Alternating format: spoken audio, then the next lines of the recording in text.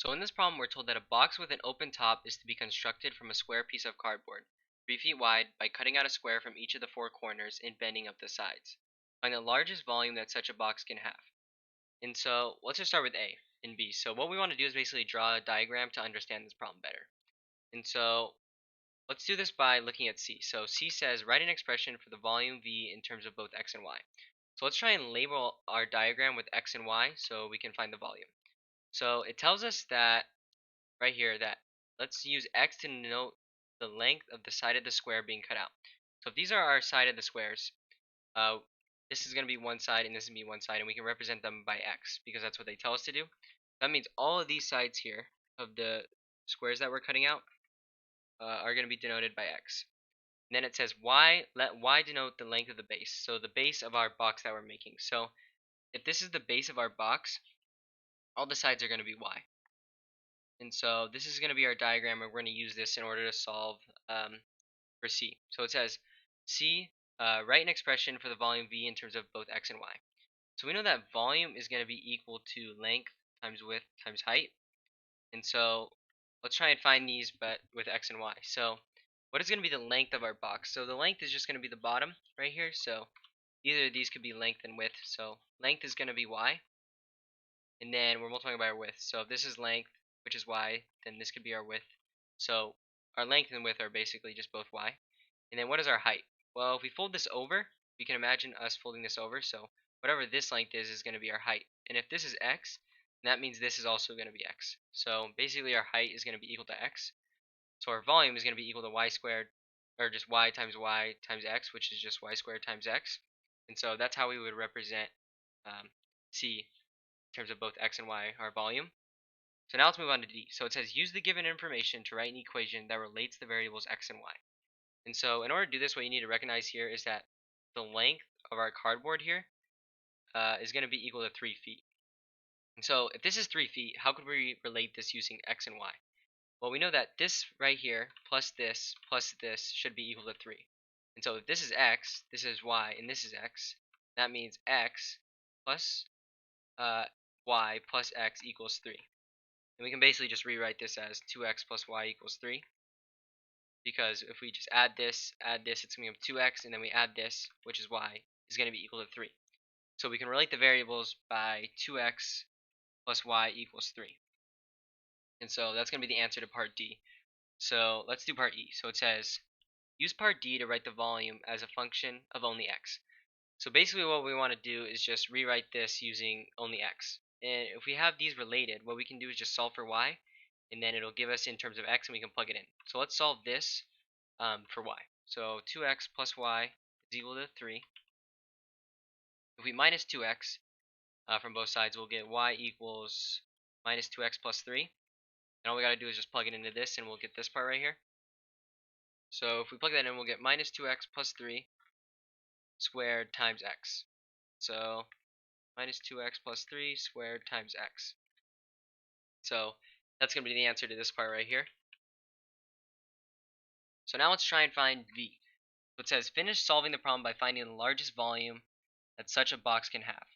So essentially, if we have our volume function and we take the derivative of it and set it equal to 0, that's going to give us an x value that we can plug into our function, and we'll be able to actually solve for it. So let's go ahead and take, we're going to simplify this and then take the derivative of it and set it equal to 0. So let's try and simplify this first. So we have it right here. Let's just first multiply this out. So since this is squared, we're just going to do minus 2x plus 3 times minus 2x plus 3 and then multiply it by x.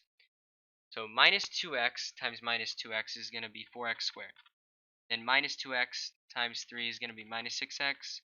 3 times minus 2x is going to be minus 6x. And then 3 times 3 is going to be 9. And then so if we simplify this, it'll become 4x squared minus 12x plus 9. And then we're multiplying this whole thing by x. So if we do that, we'll have 4x cubed minus 12x squared plus 9x. And so this is basically just this simplified. So now what we need to do is take the derivative of it, set it equal to 0. So let's take the derivative of this. So 4x cubed is going to become 12x squared. Then minus 12x squared is going to become minus 24x. And then 9x is just going to become 9. So we're setting this equal to 0. But first, let's simplify this a bit, because we can divide all these by 3. So 12x squared, if we divide by 3, we'll get 4x squared. Minus 24x is going to become minus 8x. And then 9 divided by 3 is just 3.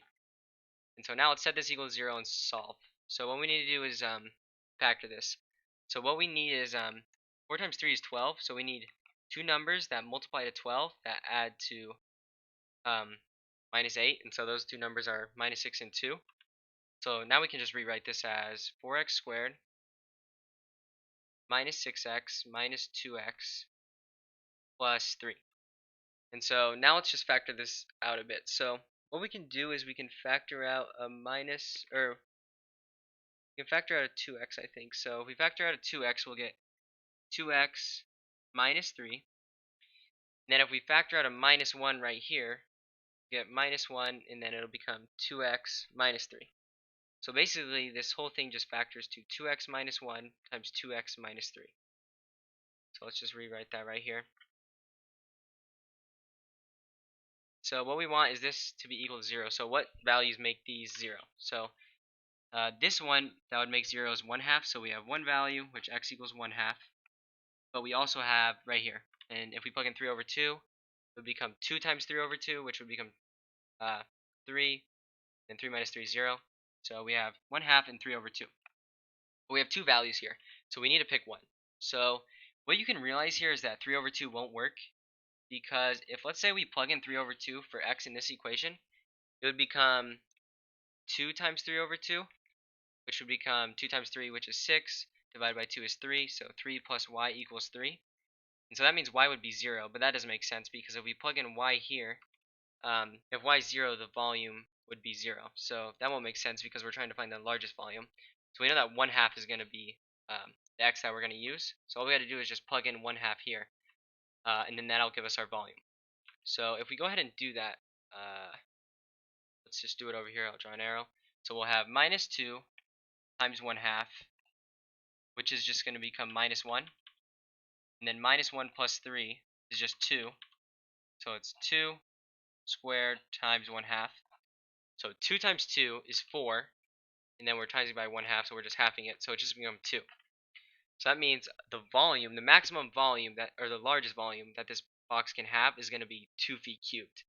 And so these are going to be the answers to this problem.